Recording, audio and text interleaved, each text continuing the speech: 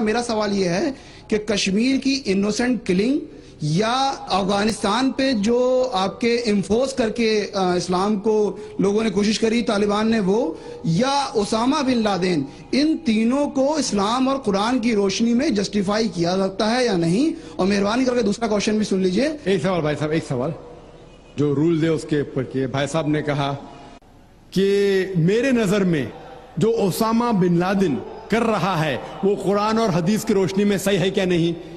جو لوگ کشمیر میں جھگڑ رہے وہ صحیح ہے کیا نہیں؟ جو افغانستان میں کر رہے صحیح ہے کیا نہیں؟ تین سوال، ایک سوال کے تین حصے۔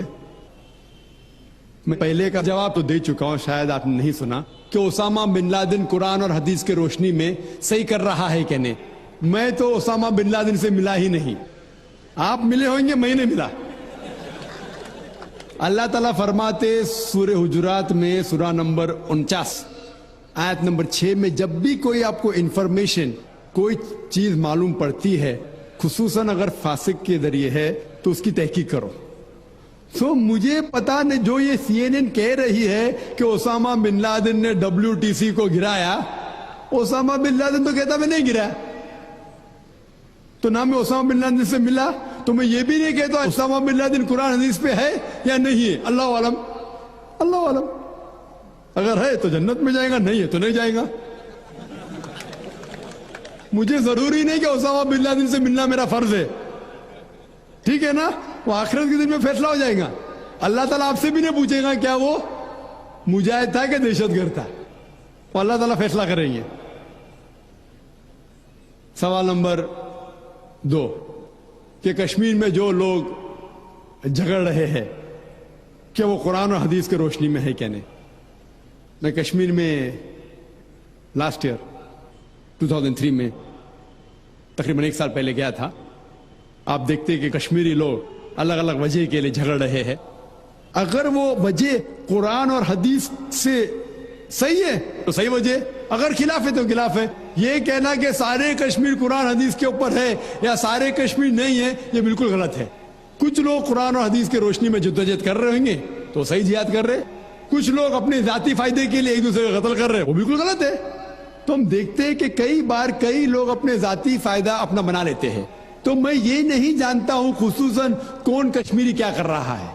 تو اسی لیے یہ کشمیر عام لوگ قرآن حدیث پہ عمل کر رہے کیا نہیں، آپ کو اس سے پوچھنا چاہیے جو پالیٹکس کے اندر ایک ماہر ہے۔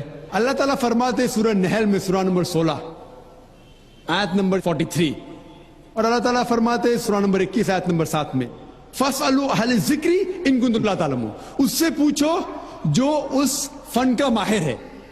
میں پالیٹکس کے فن میں ماہر نہیں ہوں، میں دائی ہوں، تو کس طریقے سے جواب دینا غیر مسلم کو بولوں گا، لیکن پالیٹکس میں کشمیری لوگ کیا کر رہے ہیں، افغانی لوگ کیا کہہ رہے ہیں، وہ میں نہیں کہہ سکتا ہوں۔ میں اس فن کا ماہر نہیں ہوں، اگر کہوں گا تو قرآن کے خلاف جائیں گا۔ آپ اس سے پوچھو جو ماہر ہے، میں اس فن کا ماہر نہیں ہوں، میں دعوتی میدان کا ماہر ہوں۔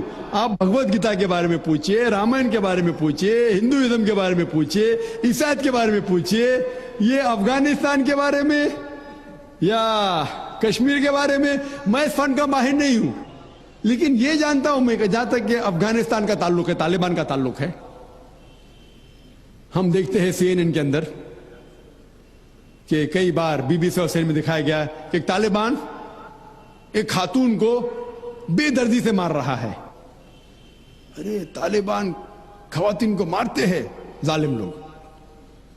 کیونکہ دائی ہونے کے حیثیت سے میں کئی ممالک کا دورہ کرتا ہوں۔ 2 سال پہلے میں ملیشیا میں گیا تھا، وہاں ایک شوہر اور بیوی سے ملاقات ہوئی جو ڈاکٹر تھے، بیوی گائنیکولوجسٹ تھی اور شوہر سرجن تھے۔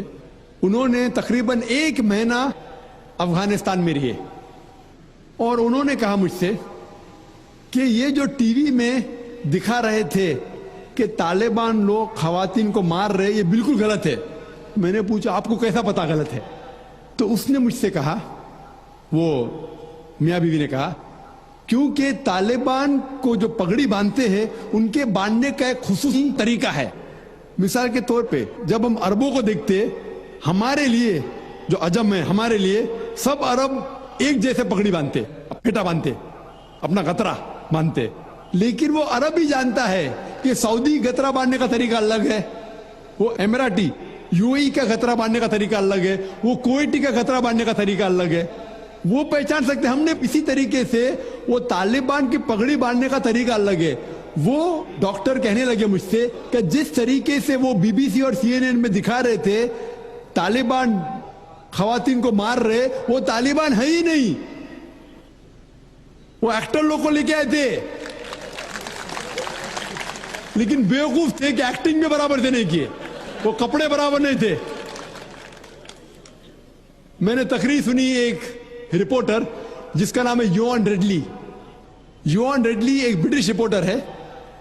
जब अटैक होता है अमेरिका का अफगानिस्तान पे, भाई साहब को दुख हो रहा था जब मैंने कहा कि अमेरिका टेररिस्ट है, दुख हो रहा था उनको।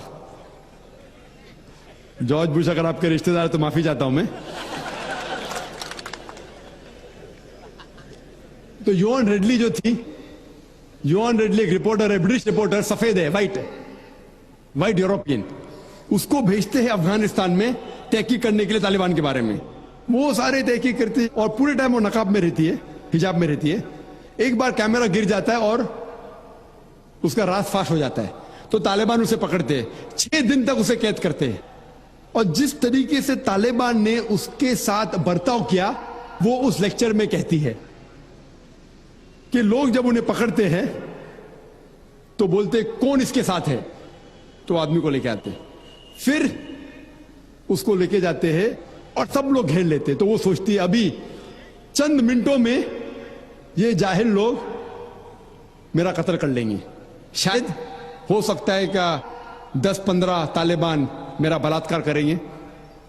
उसके जहन में ये सब जा रहा है, सोच रही हो सकता है कि मुझे झाड़ पे से लटका देंगे। वो एकदम डरी हुई होती। 1 घंटे तक लोग उसे घेरते लेकिन कोई भी सामने नहीं आता। वो सोचते अभी मेरी मौत, अभी मेरी मौत। 1 घंटे बाद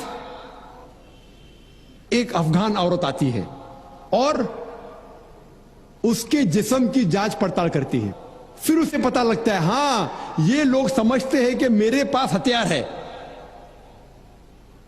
वो इतना तेज में आती है, अगर लोग मेरे से पूछना चाहिए हथियार में, बोलती नहीं है। 1 घंटा तक के मैं तड़प के मर रही हूं कि ये आज मुझे मारेंगे।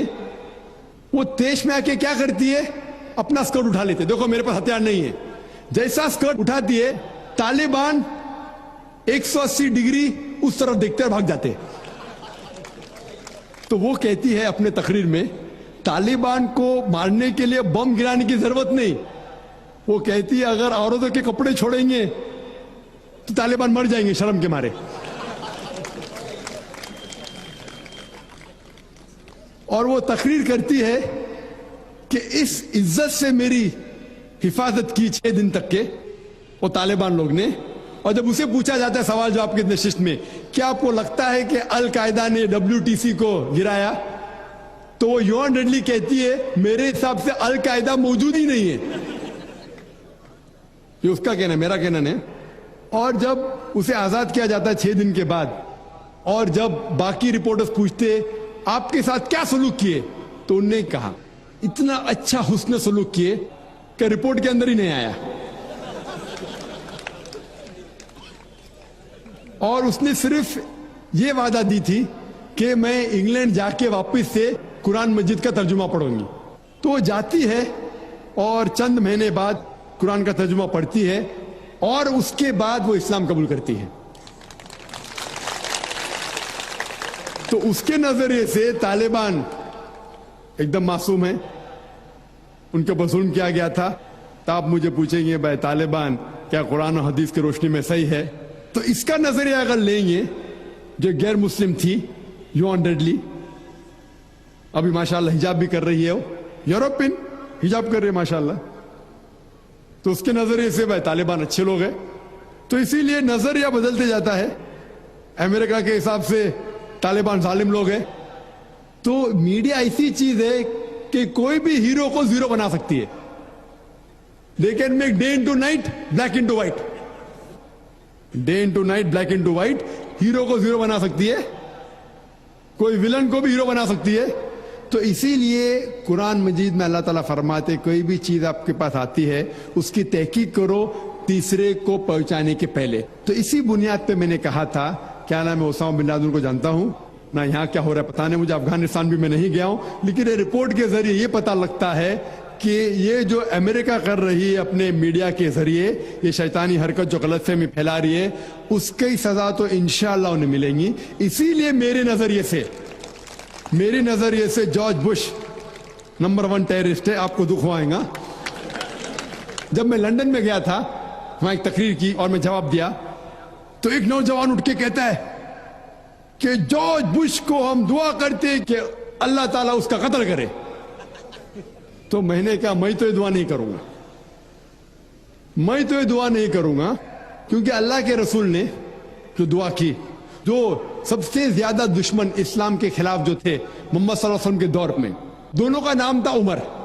تو اللہ کے رسول نے یہ دعا کی کہ کم از کم ایک عمر کو ہدایت دے. تو میں یہ دعا کرتا ہوں کہ کم از کم اللہ تعالیٰ جارج بش کو ہدایت دے.